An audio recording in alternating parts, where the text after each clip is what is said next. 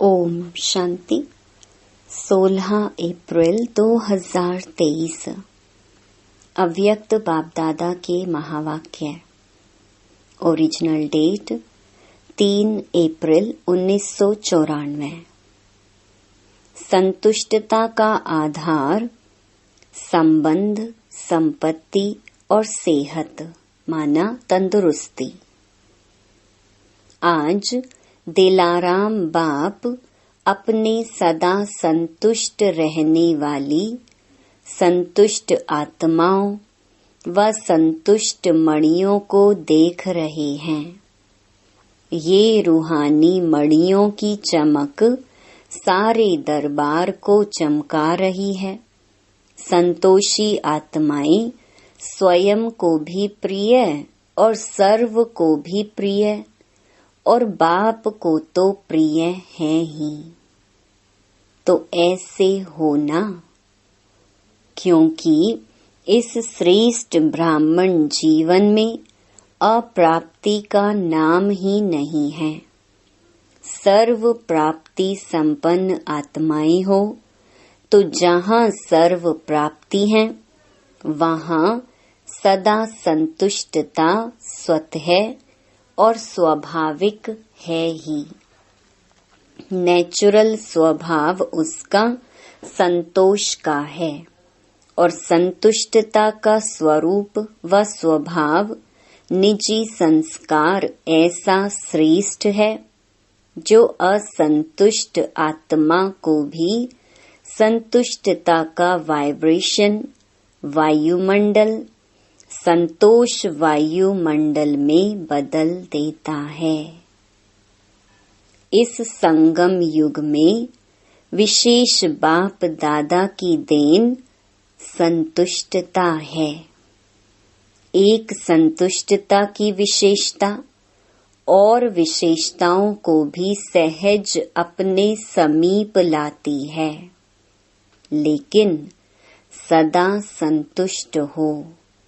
परिस्थिति कितनी भी बदले, लेकिन संतुष्टता की स्थिति को परिस्थिति बदल नहीं सकती। परिस्थिति है ही बदलने वाली, लेकिन स्वसंतुष्टता की स्थिति सदा प्रगतिशील है।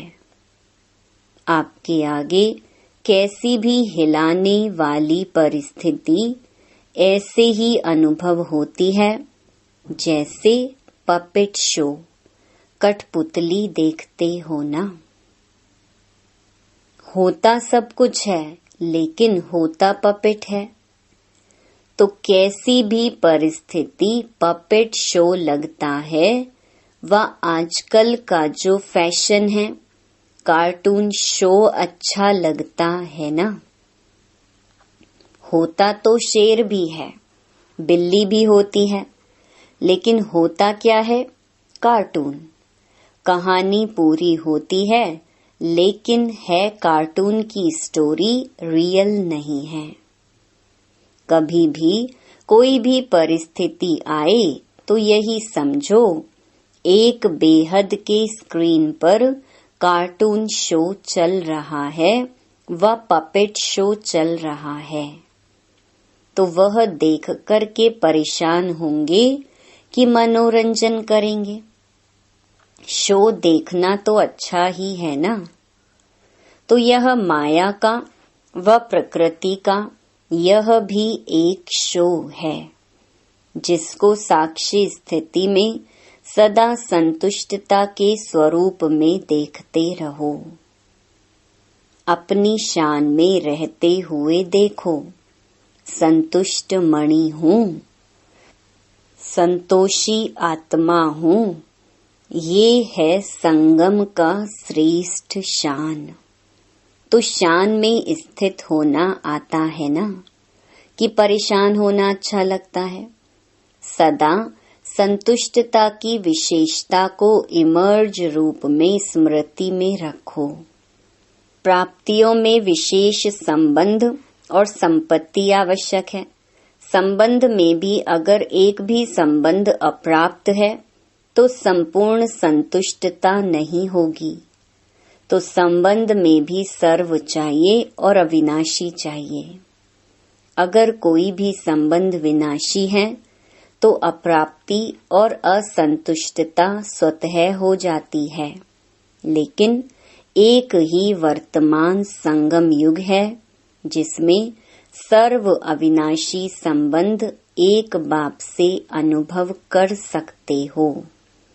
सतयुग में भी संबंध बहुत थोड़े हैं, सर्व नहीं हैं, लेकिन इस समय जिस संबंध की आकर्षण हो, अनुभूति करना चाहे, वो संबंध परम आत्मा द्वारा अनुभव कर सकते हो। हरेक के जीवन में संबंध की भी अलग अलग पसंदी होती है। किसको बाप का संबंध इतना अच्छा नहीं लगेगा, फ्रेंड ज्यादा अच्छा लगेगा। लेकिन एक समय पर और एक से सर्व संबंध प्राप्त हैं। सर्व प्राप्ति है कि कुछ रहा हुआ है। पीछे बैठे हुए क्या समझते हैं? आज नए नए को आगे बैठने का चांस दिया है। अच्छा, जो इस कल्प में इस बार पहली बार आए हैं वो हाथ उठाओ। भले पधारे। बाप दादा भी पदम गुणा स्नेह संपन्न वेलकम कर रहे हैं। नए होते भी कल्प कल्प के अधिकारी हैं। ये तो समझते हो ना? बाप दादा सदा कहते हैं बड़े तो बड़े हैं, लेकिन छोटे समान बाप हैं, इसलिए सदा अपने रूहानी बेहद के संपूर्ण अधिकार के निश्चय और नशे में रहो। बेहद का नशा है, हद का नहीं रखना। देखो कितने श्रेष्ठ अधिकारी हो जो स्वयं बाप ऑलमाइटी अथॉरिटी के ऊपर अधिकार रख दिया। परमात्मा अधिकारी, इससे बड़ा अधिकार और है ही क्या? जब बीज को अपना बना लिया तो वृक्ष तो समाया हुआ है ही। सर्व संबंधों का भी अविनाशी अधिकार ले लिया। और संपत्ति में भी अगर सिर्फ स्थूल संपत्ति है तो भी सदा संतुष्ट नहीं रह सकते। स्थूल संपत्ति के साथ अगर सर्व गुणों की संपत्ति, सर्व शक्तियों की संपत्ति और श्रेष्ठ संपन्न ज्ञान की संपत्ति नहीं है तो संतुष्टता सदा नहीं रह सकती। लेकिन आप सबके पास यह श्रेष्ठ संपत्तियां हैं। संपत्तिवान होना। दुनिया वाले तो सिर्फ स्थूल संपत्ति वाले को संपत्ति भव का वरदान देते हैं, लेकिन आप सबको वरदाता बाप सर्वश्रेष्ठ संपत्ति भव का वरदान देते हैं। तो सब संपत्ति है ना कि कोई कम है? फुल है। पीछे वालों के ऊपर सबसे ज्यादा ध्यान है, आगे वालों का ध्यान बाप की तरफ ज्यादा है और बाप का ध्यान पीछे वालों के ऊपर ज्यादा है। जितना ही दूर है उतना ही नैनों में समाये हुए हैं।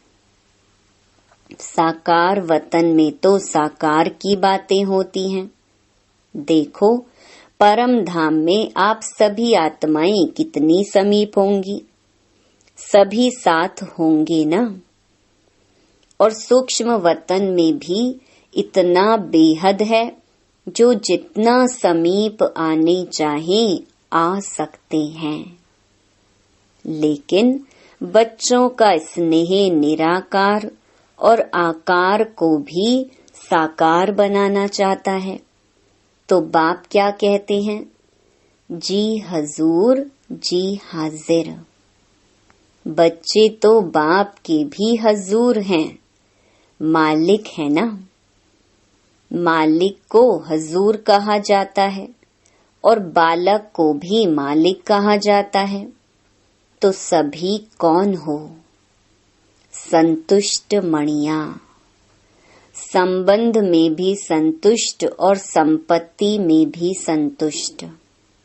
संबंध, संपत्ति और तीसरी होती है सेहत, तंदुरुस्ती।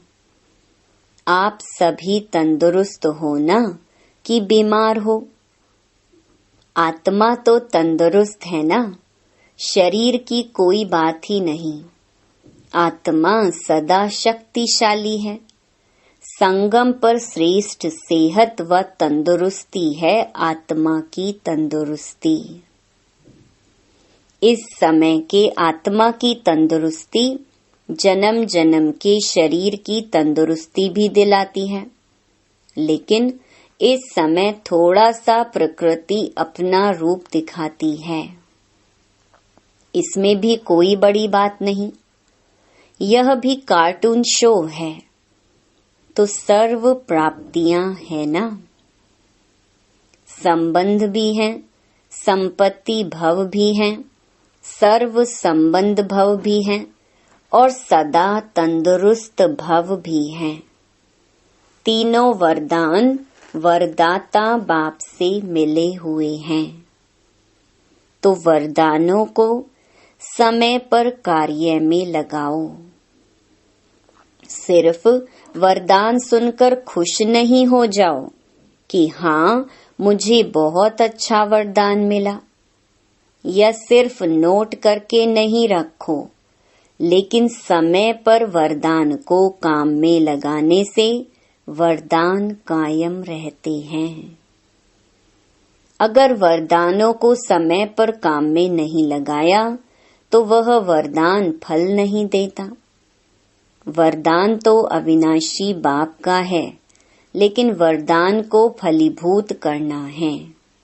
बीज तो है, लेकिन उससे फल कितना निकालते हो वह आपके हाथ में है। कोई सिर्फ वरदान के बीज को देख करके खुश होते रहते हैं, बहुत अच्छा बहुत अच्छा, लेकिन फलदायक बनाओ।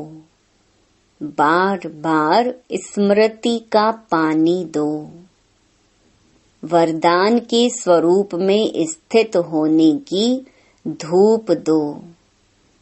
फिर देखो वरदान सदा फलीभूत होता रहेगा और वरदानों को भी साथ में लाएगा। वरदानों के फल स्वरूप बन जाएंगे। तो आज के त्रिवरदान को फलीभूत करना और समय पर जरूर याद रखना।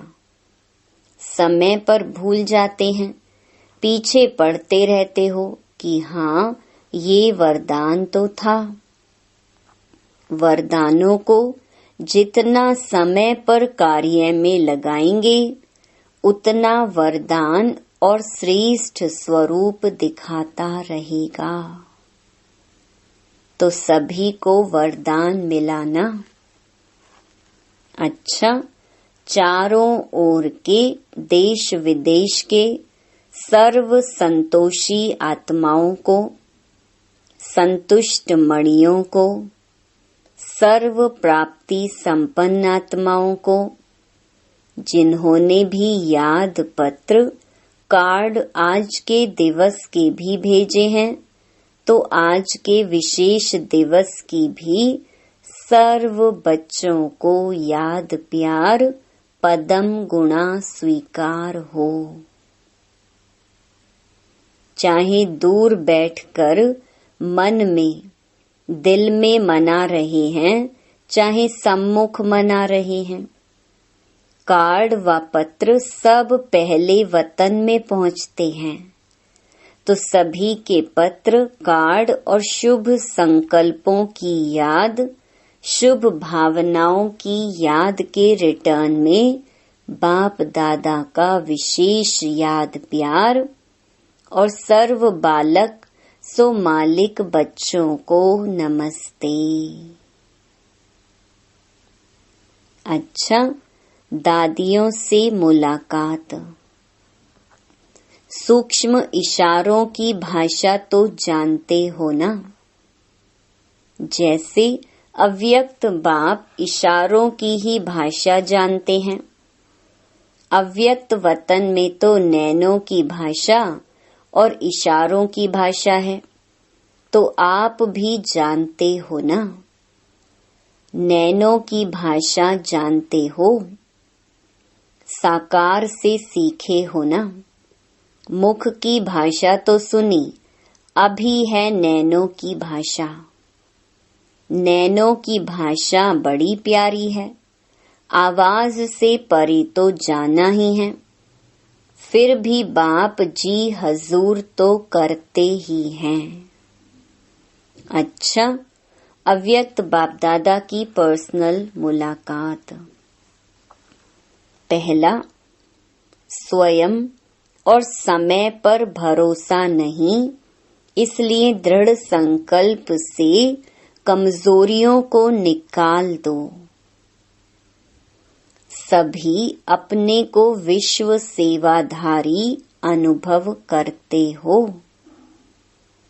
विश्व सेवाधारी व विश्व कल्याणकारी वही बन सकता है जिसके पास सर्व शक्तियों का खजाना संपन्न है। तो सर्व शक्तियों का स्टॉक जमा है। सर्व शक्तियां हैं व कोई शक्ति है कोई नहीं है। कभी कभी कोई कम हो जाती है। सदा अपने आप को चेक करो कि सर्व शक्तियां हैं व कोई शक्ति की कमी है। अगर कमी है तो उसके कारण को सोचो, क्योंकि कारण को समझेंगे तो निवारण कर सकेंगे। क्योंकि ये माया का नियम है कि जो कमजोरी आप में होगी उसी कमजोरी के द्वारा ही आपको माया जीत बनने नहीं देगी। तो वर्तमान समय भी समय प्रति समय माया उसी कमजोरी का लाभ लेगी और आगे चलकर जब अंत समय आएगा तो भी वो कमजोरी धोखा दे देगी। तो ऐसे नहीं सोचना कि थोड़ी सी कमजोरी है, एक ही कमजोरी है, बाकी तो बहुत अच्छा हूँ, अच्छी हूँ। एक कमजोरी भी धोखा दे देगी, इसलिए कोई भी कमजोरी अपने अंदर रहने नहीं दो। अगर स्वयं नहीं मिटा सकते हो तो कोई का सहयोग लो। जो शक्तिशाली आत्माएं हैं उनका सहयोग लो। विशेष योग का प्रयोग करो।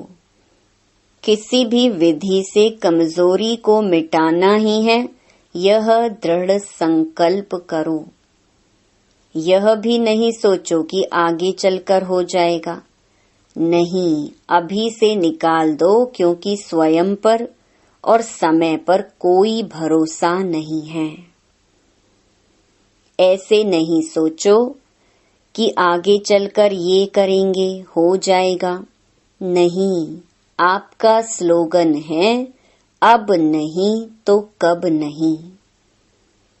तो जो करना है वो अभी करना है, क्योंकि बाप संपन्न है और आपका बाप से प्यार है।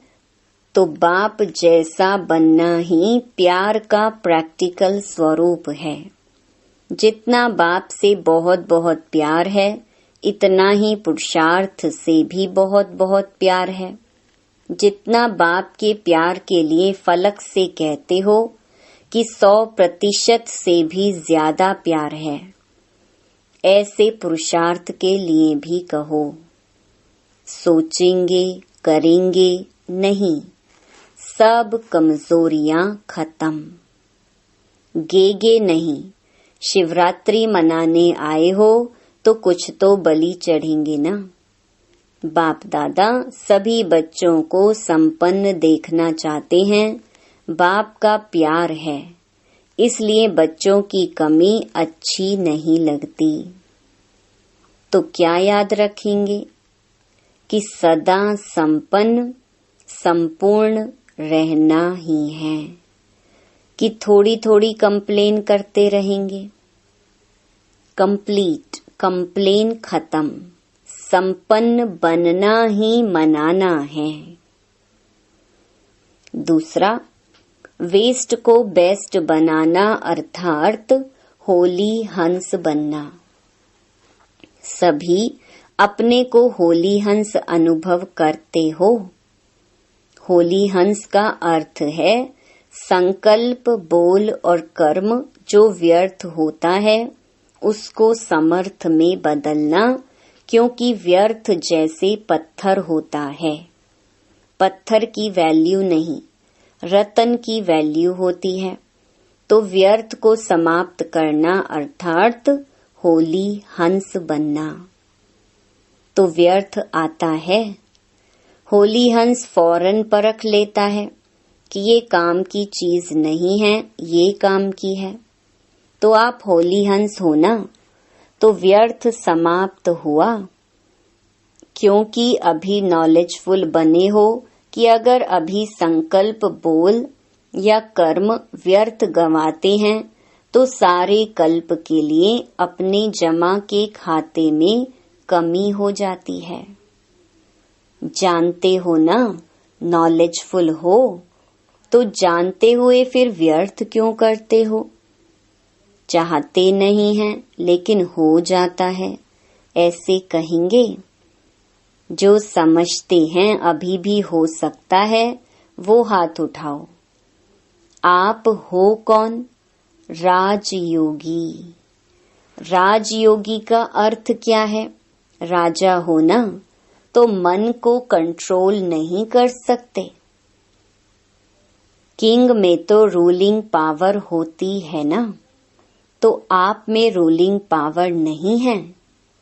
अमृत वेले और फिर सारे दिन में बीच बीच में अपना ऑक्यूपेशन याद करो, मैं कौन हूँ। क्योंकि काम करते करते यह स्मृति मर्ज हो जाती है कि मैं राजयोगी हूँ। इसलिए इमर्ज करो, ये नियम बनाओ। ऐसे नहीं समझो कि हम तो हैं ही राजयोगी, लेकिन राजयोगी की सीट पर सेट होकर रहो।